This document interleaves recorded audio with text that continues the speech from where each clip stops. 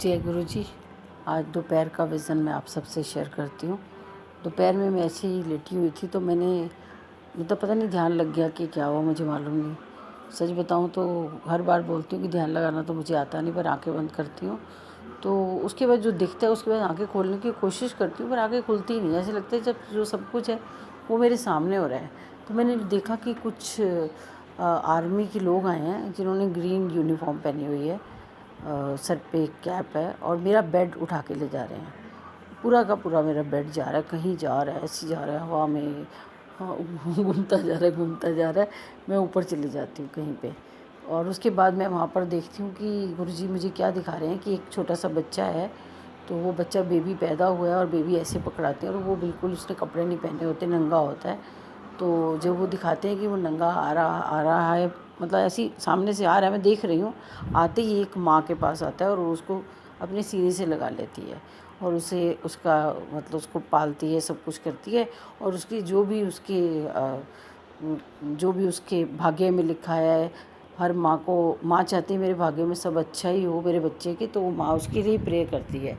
तो सब अच्छा अच्छा अपनी पॉकेट के हिसाब से सब अच्छा अच्छा देती है और वो अपना कपड़े पहनता है, ऐश करता है, खेलता है, बड़ा बड़ा होता है। मतलब एक साइकिल दिखाते हैं मुझे लाइफ का कि कैसे बच्चे से वो थोड़ा सा स्कूल जाने लायक होता है, फिर स्कूल से वो कॉलेज जाता है, कॉलेज के बाद वो नौकरी करता है, नौकरी के बाद शादी करता है, शादी के बाद उसके बच्चे होते हैं, बच्चे के बाद फिर वो भी फादर बन जाता है, फिर वो फादर के बाद फिर वही बंदा दादा बन जाता है। तो ये लाइफ साइकिल चलता रहता है।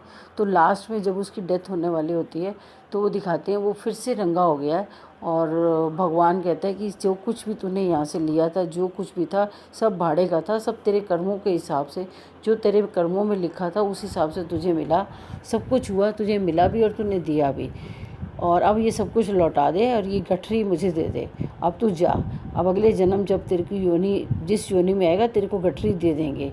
अगर तो कर्म कट जाएंगे तो मोक्ष को प्राप्त हो जाएगा, और अगर तेरे कर्म नहीं कटेंगे तो वापस इंसानी चोले में आएगा और आकर के फिर कर्म कटवाएगा, क्योंकि एक इंसानी चोला ही है जिसमें कर्म कटवा सकते हैं। तो वो कर्म कटवाता रहेगा, जब तक कटेंगे नहीं तब तक तुझे मोक्ष नहीं मिलेगा। और अगर तू बुरे बुरे कर्म करेगा तो तुझे एक पिंजरा मिल जाएगा। वो पिंजरा है छिपकली का, डॉग का, मंकी का, स्पैरो का, मतलब बहुत सारी चीज़ें दिखाते हैं। वो एक पिंजरा ही है, उसका फ्रेम है, उसमें फिट कर देते हैं कि अब तू यही उड़ान भर सकता है, इतना ही कर सकता है। अगर तुझे बिल्ली की योनि मिली है तो तू सिर्फ म्याऊं म्याऊं कर सकता है, डॉग की योनि मिली है तो सिर्फ भौंक ही सकता है। तो ऐसे वो सारा कुछ दिखाते हैं मुझे। और उसके बाद कहते हैं ये योनियाँ तो है, ये तो हमारे कर्मों के हिसाब से डिसाइड होती हैं कि कब कितने कर्म कर रहे हैं, कितने रह गए हैं। तो हमारी ज़िंदगी तो सबकी भाड़े भाड़े वाली है, लास्ट में सब कुछ दे कर के और ऐसे ही जाना पड़ेगा जैसे हम आए थे।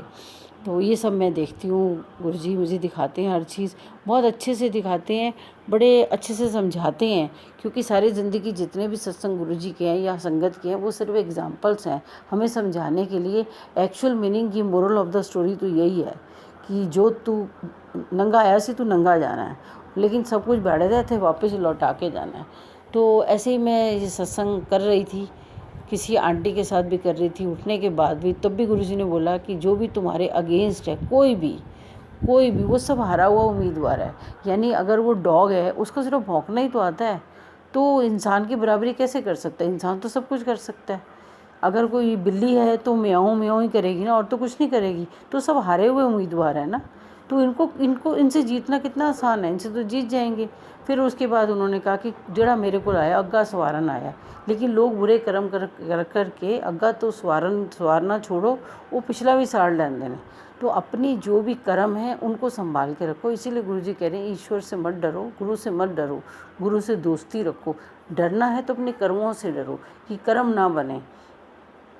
उसके बाद ये सारी चीज़ें मुझे गुरुजी दिखाते रहते हैं और मैं देखती रहती हूँ। और फिर थोड़ी देर में गुरुजी मुझसे पूछते हैं कि तूने क्या देखा? मैंने कहा मैंने देखा मेरे पास बहुत अच्छी अच्छी संगत है, बड़ी पॉजिटिव संगत है, और उन्हें मैंने और अपग्रेड करना है। कहते इसका मतलब तेरे पास की नज़र ठीक हो गई है, अच्छी हो गई है, तो तभी तुझे इतना सब साफ नज़र आ रहा है।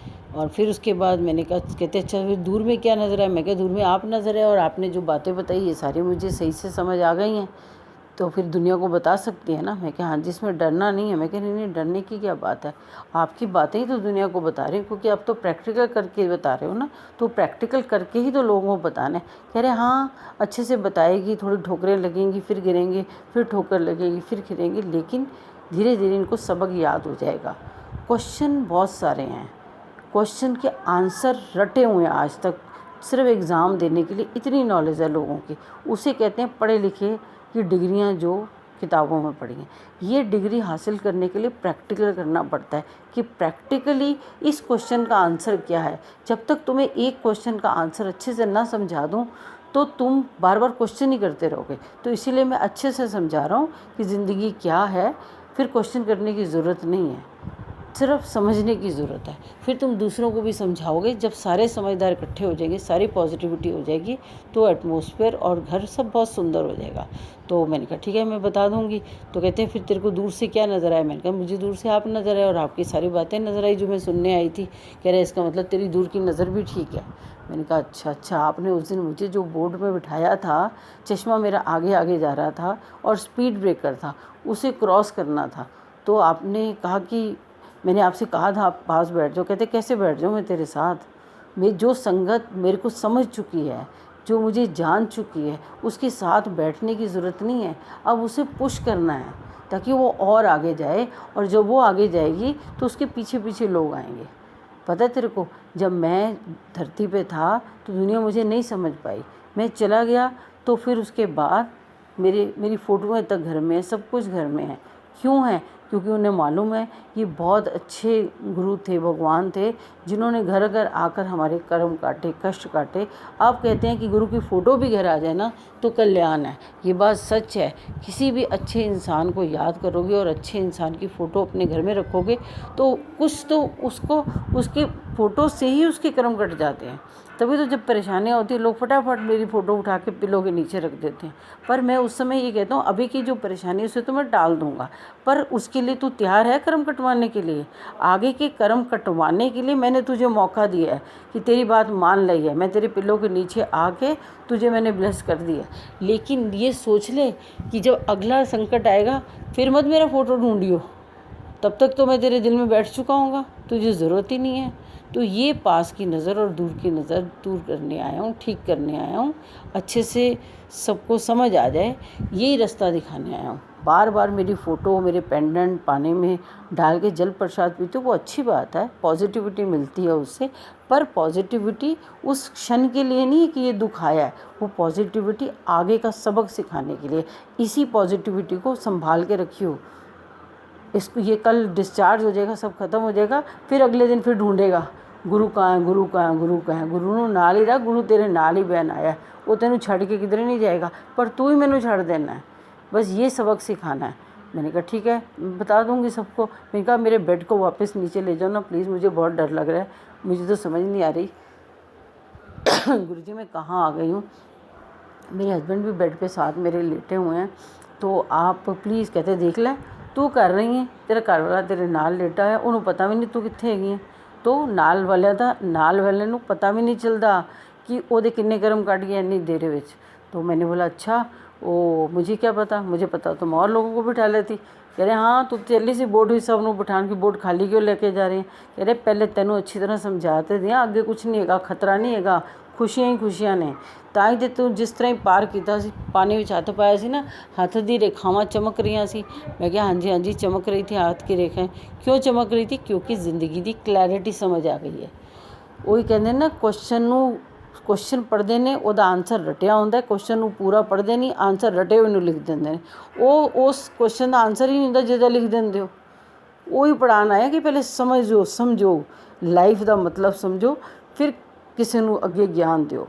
तो अच्छी तरह सीख लो, प्रैक्टिकली सीख लो, ठोकरा भी पैनी है, सब कुछ होएगा, पर भरोसे नूं तोड़ना नहीं, भरोसा पकड़ के रखना। ये बोट नहीं हैगी, ये भरोसा ते भगती है। ये भव सागर विच जा रही है, हौली हौली सब नूं लैके आना है। सिर्फ फोटोआं पेंडेंट ये पान नाल कुछ नहीं हुंदा, उन्हां नूं दसना गुरु है की चीज़। गुरु बहुत ਵੱਡੀ चीज़ है। गुरु ਤੁਹਾਨੂੰ ਗਿਆਨ ਵੰਡਣ ਆਇਆ, ਘਰ ਘਰ ਆ ਕੇ एक एक बंदे ਨੂੰ दे रहा है। बस ये समझा दे।